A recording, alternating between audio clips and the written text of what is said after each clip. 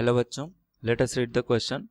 What will be the angle of diffraction for the first minimum due to the Fraunhofer diffraction with the source of light of wavelength 550 nanometer and the slit of width 0.55 millimeter.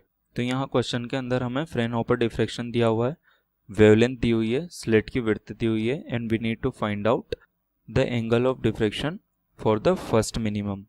तो हम यहाँ पर की concept लिख लेते हैं. Key concept is the Fraunhofer diffraction. Fraunhofer diffraction. इसमें हमारे पास स्लिट होता है. This is the slit. ये स्लिट हो गया हमारा. और जो पैटर्न ऑब्टेन होगा वो हमें स्क्रीन पर ऑब्टेन होगा. This is our screen.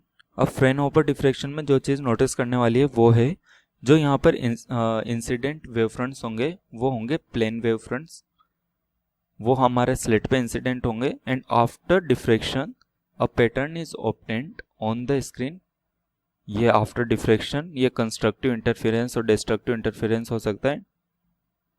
After diffraction तो हम यहाँ पर इसके मिड पॉइंट से एक लाइन खींचते हैं.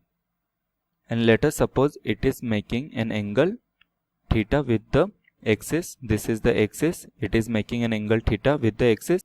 और जो slit की width है, this is the width of the slit, which is equal to capital D, and the distance between the slit and screen is very large. This is a large distance.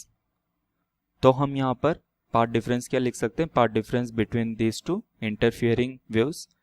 Path difference delta x is equal to D sine theta. ये हमारा path difference हो जाएगा. ये 90 degree हो जाएगा तो ये हमारा पाथ डिफरेंस हो जाएगा delta x. And for the destructive interference minimum कब होगा? जब इन दोनों वेव्स का आफ्टर डिफ्रेक्शन इंटरफेरेंस होगा destructive. Let us suppose destructive में क्या होता है? ये हमारे पास एक वेव दी हुई है, इसे सुपर इम्पोज किया जाएगा दूसरी वेव के साथ जो कंप्लीटली अपोजिट डायरेक्शन में है. दैट मीन्स इसका जो पाथ डिफरेंस है वो कितना होगा? पाथ डिफरेंस यहाँ पर लेमडा होगा. तभी तो इसका जो पॉजिटिव एम्पलीट्यूड होगा वो नेगेटिव एम्पलीट्यूड को कैंसिल आउट कर देगा और finally we will get the zero that is minima. तो यहाँ पर हम लिख सकते हैं the path difference should be lambda and if we generalize this it should be equal to n lambda. It should be equal to n lambda. तो यहाँ से हम लिख सकते हैं sine theta is equal to n lambda by D. यह हमारा formula हो गया. Now let us start the question. अब क्वेश्चन के अंदर हमें क्या क्या दिया हुआ है? क्वेश्चन के अंदर हमें सबसे पहले वेवलेंथ दी हुई है.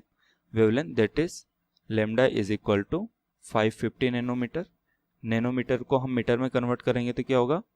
550 इंटू 10⁻⁻9 मीटर हो जाएगा. और दूसरी को वैल्यू दी हुई है, दूसरी हमें विड्थ दी हुई है दैट इज 0.55 mm. जो d की वैल्यू दी हुई है वो दी हुई है 0.55 mm. इसे मीटर में कन्वर्ट करेंगे तो क्या हो जाएगा? 0.55 into 10⁻³ metre. Now let us put this values in this formula. Sine theta is equal to n lambda by D. तो हमारे यहाँ पर हो जाएगा sine theta is equal to n lambda by D. और हमें फर्स्ट मिनिमा के लिए कैलकुलेट करना है, क्वेश्चन में दिया हुआ है. तो n की वैल्यू कितनी हो जाएगी? 1 हो जाएगी. तो यहाँ पर हम n इज इक्वल टू 1 के लिए क्या होगा?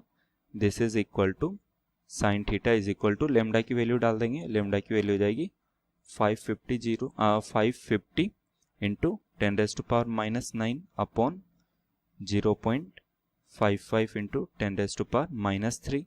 तो इसे सोल्व करने के बाद जो फाइनली निकल कर आती है वो होगी 10⁻⁻3. अब यहाँ पर हम देख सकते हैं साइन थीटा की वैल्यू बहुत कम है. तो हम यहाँ पर साइन थीटा को लिख सकते हैं अप्रोक्सीमेटली इक्वल टू थीटा.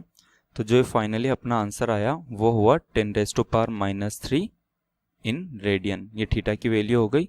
तो अब हम अपना ऑप्शन चुन सकते हैं और ऑप्शन ए इज करेक्ट. तो अपना फाइनल आंसर हो गया. Final answer is option A. Option A. Thank you. I hope you have understood the solution. Best of luck.